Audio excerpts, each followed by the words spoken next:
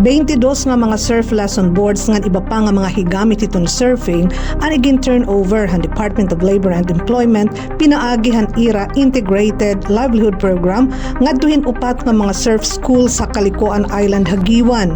Inay amo iton pinakauna nga sugad nga proyekto dinhi sa Rehiyon 8. Ang mga nakakarawat hini amo ang ABCD Surf Camp, Calikuan Local Surfers, Backyard Surf ngan Samrayan Surfboards.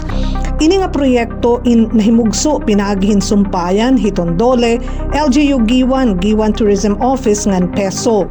Tuyo hini nga proyekto nga mabuligan iton mga surf schools dinhi ngan para mas mapakusog pa iton surf tourism industry hanasabi nga bungto.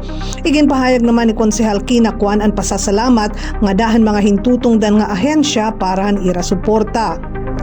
Samtang maabutin 152 nga mga surfers tikang hindose nga mga probinsya ito nagpapaisan-isan dida ito nagpapadayon nga Kalikuan Odyssey Waves 2025 dito Hagiwan. Iton Eastern Samar amo iton may ada pinakadamo 79 nga mga surfers.